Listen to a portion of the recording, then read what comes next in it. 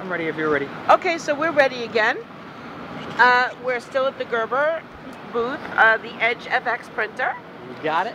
Okay, and so what is that stuff? Okay, so this is 5mm polyester. And the reason that we have this extra layer on here is just to protect it because polyester is very staticky. And we want to make sure that we don't get any surfacing. Polyester, like they make clothes out of polyester? Yeah, polyester is very stable at high temperatures. And it's probably the most common substrate used in membrane switches, especially on the electronics layers. Cool. Okay, so I get this special roll of paper. I got this roll, just a roll of paper. It's a 5mm polyester, and it is. Sorry. You only said polyester 16 times, and I'm like, there's the paper. Sorry, you know, you can take the girl out of the print show, but you can't take the print show into the print electronics area. So it's 5mm. What is it? Polyester. Excellent. I got a quiz. It's 5mm polyester. It does have a thermal transfer receptive coating on top, and it does have our specialty punch pattern that's used in the Gerber Edge production system to make sure that all your colors align, to make sure all your graphics align. So the holes basically catch into something in there and it keeps it on track. A sprocket inside. All right, so now the job is already down here at the Gerber Edge. To get it down here, I previously imported a DXF file and brought it into the software, and I just sent it down here to the Gerber Edge. I don't want to get too technical, but yeah, I have no idea what a DXF file is. Basically, in terms of the traditional analog screen setup, there's none of that. So I just import a file, do a little bit of preparation, send it down here to my Gerber Edge, load in my polyester, also load in the conductive foil that we saw before. Like that.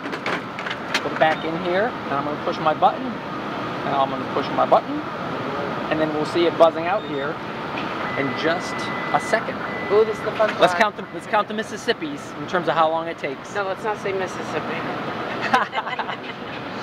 1 wide format machine, 2 wide format. So over here on my edge, it just says it's a thermal transfer printer, so it's warming up.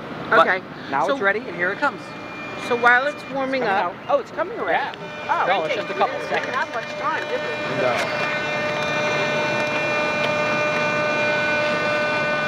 So there you see the printed traces coming out of the machine. There.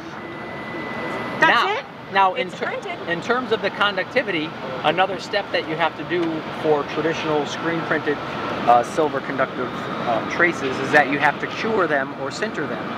And we don't have to do that step either. So right on the machine, just as it came out, I can take my meter. No. Are you sure? So I can take my meter, I'll stick one here, one there, touch it, and the survey says, wait a minute, I'm missing the trace. There we go. With conductivity, I'm just missing the trace here. There we go. Conductivity immediately. All right. You like that? Here's a reaction of someone who actually understands what just happened. Freaking cool, right? Yeah, it's cool. Yeah, definitely for the prototype guys, it'll definitely be a beneficial product. Tell me what's the usual process you guys go through or whatever? The usual process for people who need to make prototype is they send the artwork, they send everything, and they get charged probably like $500 to make one sample. Or the people who do screen printing is going through all kinds of hurdles and just to try to make a prototype model. Wow. Now, there's something very important that I want to point out. If you go to, let's say, a designer, and you say to a designer that you would like a graphic in 2 weeks, they might say, okay, it's this price because it's taken 2 weeks. If you go to the designer and say, I would like a prototype, I would like a graphic done in 1 day, then the designer is not going to charge less because they're using their automated tools to turn it around quickly. They might even charge you more.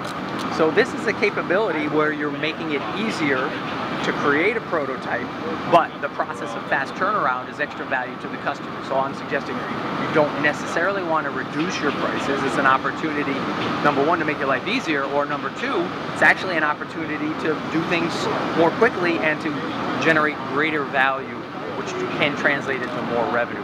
So don't reduce your prices just because it looks simple. Well, it doesn't look simple to me. It just looks fast, and it Don't works. reduce your prices just because it's fast. Right, because it's fast.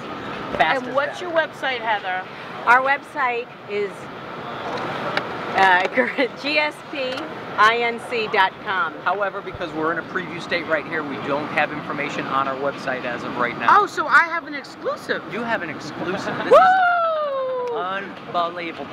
We should also point out that this product is not available right now. We're still in the testing phase, and we anticipate that if all goes well, it'll be early next calendar year, so early 2012. Okay, well, you guys have my information so we can break the news on Print Media Center. All right, Deborah. All right. All right, thank you guys so much. I really appreciate it. Thank you, dude. No problem.